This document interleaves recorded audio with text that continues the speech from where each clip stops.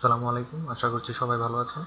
তো আজকে আমরা দেখব হচ্ছে স্ট্যাটিক ইকুয়েশন, পেট্রিনের স্ট্যাটিক ইকুয়েশন কিভাবে করে সেটাই দেখব। তো স্ট্যাটিক ইকুয়েশনের জন্য একটি ফর্মুলা ইউজ করা হয়, যেটা হচ্ছে X prime is equal X plus U A.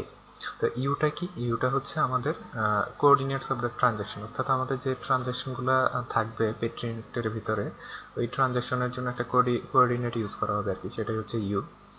R extra হচ্ছে আমাদের যে মানগুলো আমাদের প্লেসের ভিতরে দেওয়া থাকবে, ফার্স্ট একদম প্রথম অবস্থাতেই দেওয়া থাকবে আর কি।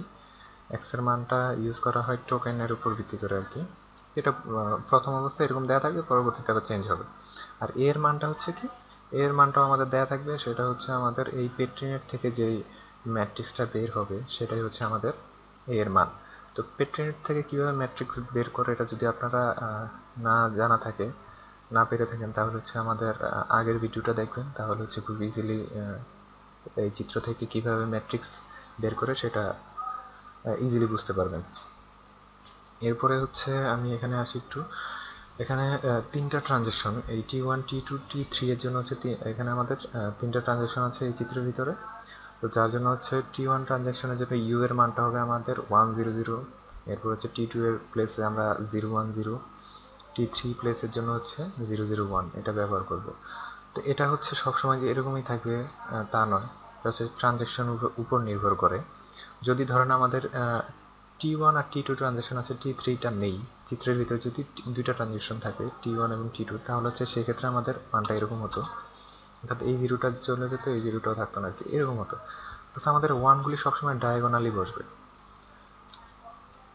আশা করছি এতটুকু বুঝতে পেরেছেন। তারপর আরেকটু ক্লিয়ার করে দিই, যদি আমাদের এই যে ওয়ানটা বসে হচ্ছে, এই যে ওয়ানটা আমি এখানে বসালাম, এটা হচ্ছে আমাদের এই T1 এর জন্য হচ্ছে ফার্স্ট প্লেসে ওয়ান বসবে, T2 এর জন্য সেকেন্ড প্লেসে ওয়ান বসবে, T3 এর জন্য থার্ড প্লেসে ওয়ান বসবে, এরকমভাবে যাবে। T4 এর জন্য হচ্ছে ফোর্থ প্লেসে ওয়ান বসবে, বাকিগুলা জিরো হবে। তো আশা করছি এই ব্যাপারটা ক্লিয়ার। তো এরপরে হচ্ছে আমরা ইকুয়েশনে চলে যাই, মূল অঙ্কে।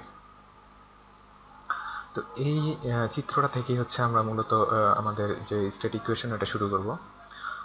তা আমাদের প্রথম অবস্থায় এক্স জিরোর মান হচ্ছে 2001 দেওয়া আছে, এটা হচ্ছে আমাদের টোকেনের ভিত্তিতে মানটা লেখা আছে। 2 এর মান হচ্ছে P1, আমাদের দুইটা টোকেন আছে, P2 তে কোনো টোকেন নেই, P3-তেও টোকেন নেই, P4 হচ্ছে একটা আছে।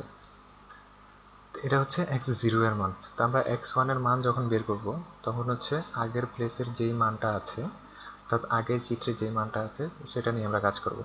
তো আমাদের সূত্রটা ছিল কি, x, আমাদের সূত্রটা ছিল x প্লাস ইউএ। তো x এর মান হবে এখানে হচ্ছে x0 এর যে মানটা, সেটাই হচ্ছে এখানে বসবে। এরপর হচ্ছে প্লাস ইউ, মানে হচ্ছে যেহেতু আমরা কোঅর্ডিনেট ইউজ করব ইউর বদলে, অর্থাৎ T1 ট্রানজেকশনের জন্য করব, এই জন্য হচ্ছে 100 বসাবো। তো প্লাস ইউ এর মান হচ্ছে 100, হচ্ছে এ এর মানটা আমার এটাই থাকবে, এ এর মান কখনো চেঞ্জ হবে না, ঠিক আছে। আমাদের যতবারই ইকুয়েশন করা লাগবে ততবার এ এর মানটা আমাদের সেম থাকবে, শুধু আমাদের এক্স এর মান আর ইউ এর মান ট্রানজ্যাকশন অনুযায়ী চেঞ্জ হবে। তো এরপরে এখান থেকে এটা কিভাবে আসলো এটা একটু দেখি। 2001 এটা ঠিক থাকবে। তো এটা হচ্ছে ম্যাট্রিক্সের গুণ কিভাবে করে, আমি আশা করছি আপনারা সেটা জানেন, তারপর আমি দেখিয়ে দিচ্ছি। আমাদের হচ্ছে এই ফার্স্ট রো এর সাথে গুণ হবে। এই রো বলতে এই যে ওয়ান, এই ওয়ান হচ্ছে আমাদের ফার্স্ট রো এর সাথে গুণ হবে, জিরো সেকেন্ড রো এর সাথে, এই জিরো হচ্ছে থার্ড রো এর সাথে গুণ হবে। তো এই ওয়ান দ্বারা যদি আমি এই রোটাকে গুণ করি, তাহলে হচ্ছে ওয়ান মাইনাস ওয়ান গুণ করলে হচ্ছে আমার মাইনাস ওয়ান আসবে। ওয়ান ওয়ান গুণ করলে ওয়ান থাকবে, ওয়ান, তারপরে এই ওয়ান গুণ করলে ওয়ান হবে, এবং ওয়ান আর এই জিরো গুণ করলে হচ্ছে জিরো হবে। আর এই জিরো দ্বারা হচ্ছে সেকেন্ড দুইটা রো আমার গুণ করতে হবে।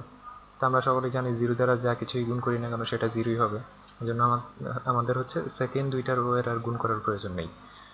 তো আশা করছি এতটুকু ক্লিয়ার। এরপর হচ্ছে আমরা এই দুটাকে এখন যোগ করব। তো টু প্লাস টু এর থেকে যদি আমি মাইনাস ওয়ান করি তাহলে হচ্ছে আমার ওয়ান থাকবে, জিরোর সাথে যদি আমি প্লাস ওয়ান যোগ করি তাহলে ওয়ান, এই ওয়ানের সাথে ওয়ান যোগ করলে হচ্ছে ওয়ান, এবং লাস্টে আমার একটা ওয়ান আছে, এই ওয়ানের সাথে জিরো যোগ করলে ওয়ানই হবে। তো এটা হচ্ছে আমাদের x1 এর মান।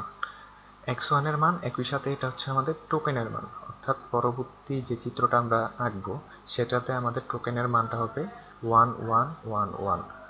আমাদের চিত্র প্রতিটা স্টেপই সেম থাকবে, শুধু আমাদের টোকেনের মানগুলো চেঞ্জ হবে। তো এই চিত্রটা আমরা যথারীতি এঁকে নিব। তো এই x1 এর যে মানটা আমার আসলো, যে 4টা 1, বলে আমি সব প্লেসে বসিয়ে দেওয়ার পর আমার x2 অর্থাৎ পরবর্তী স্টেপটার জন্য আগের স্টেপের যে মান আমার বের করেছি সেটা ব্যবহার করব। যথারীতি আমি 4টা প্লেসের মান বসিয়ে দিলাম। এরপর হচ্ছে +0 1 0, যেহেতু এটা T2 ট্রানজিশনের জন্য, তাহলে হচ্ছে 0 1 0 বসাবো। যেখানে প্রথমে বলেই দিয়েছিলাম 0 1 0 ফর T2 ট্রানজিশন। এরপর হচ্ছে এটা হচ্ছে আমার a এর মান, যথারীতি যা আছে তাই থাকবে। তো আমি যদি এটাকে এটা তো যা আছে তাই থাকবে, এটাকে যদি আমি গুণ করি, 0 দ্বারা যদি প্রথম রো গুণ করি আমার 0ই হবে। এই 1 দ্বারা আমি সেকেন্ড রো গুণ করলে হচ্ছে প্রথমটা 0, পরেরটাও 0 আসবে।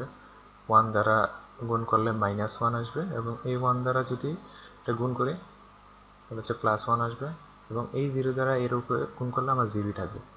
তাহলে মানটা আমার দ্বারা কি এই 4টা থাকবে, 4টা 1 থাকবে, প্লাস হচ্ছে এই 1 দ্বারা, যেহেতু প্রথম দুইটা 0, শেষের দুইটার মান হচ্ছে -1 আর +1। তাই আমি এবার যদি যোগ করি 1, প্রথমটা যেহেতু 0 থাকবে 0, তাহলে 1 + 0 হচ্ছে 1, এরপরে আবার হচ্ছে 1 + 0, সেটা হচ্ছে 1, এরপর হচ্ছে 1 - 1, তাহলে হচ্ছে 0, 1, এরপর হচ্ছে 1, তাহলে কি +2। এই মানটা হচ্ছে আমার টোকেনের মান। তো এটা যথারীতি আমাদের যে চিত্রটা, আগে যে চিত্রটা ছিল, এটা যথারীতি বসিয়ে নিব। তো ফার্স্ট প্লেসে আমাদের একটা টোকেন, সেকেন্ড প্লেসে একটা টোকেন, থার্ড প্লেসে কোনো টোকেন থাকবে না, ফোর্থ প্লেসে দুইটা টোকেন থাকবে। তো দেখতেই পাচ্ছেন যথারীতি ওই টোকেনগুলো আমরা হচ্ছে প্লেসের মধ্যে বসিয়ে দিয়েছি। এবার T3 ট্রানজ্যাকশনের জন্য, অর্থাৎ x3 ট্রানজ্যাকশনের জন্য হচ্ছে আমরা x2 এর যে মানটা এসেছে এই মান দিয়ে করব, এবং সেটার জন্য আমাদের u এর মান হবে 0 0 1। তো আমি পরবর্তী স্টেপটা করছি না, এটা আপনাদের প্র্যাকটিসের জন্য রেখে দিলাম। তো এই অনুযায়ী, অর্থাৎ এই যে প্রথম স্টেপ সেকেন্ড স্টেপ আমরা যেভাবে করেছি ঠিক সেইভাবেই হচ্ছে আমাদের থার্ড স্টেপটা হবে। আশা করছি বুঝতে পেরেছেন, আপনারা বাসায় প্র্যাকটিস করলে অবশ্যই পারবেন। আমাদের চ্যানেল যদি নতুন হয়ে থাকেন, অবশ্যই আমাদের চ্যানেল সাবস্ক্রাইব, লাইক এবং শেয়ার করে পাশেই থাকবেন। ধন্যবাদ সকলকে। আসসালামু আলাইকুম।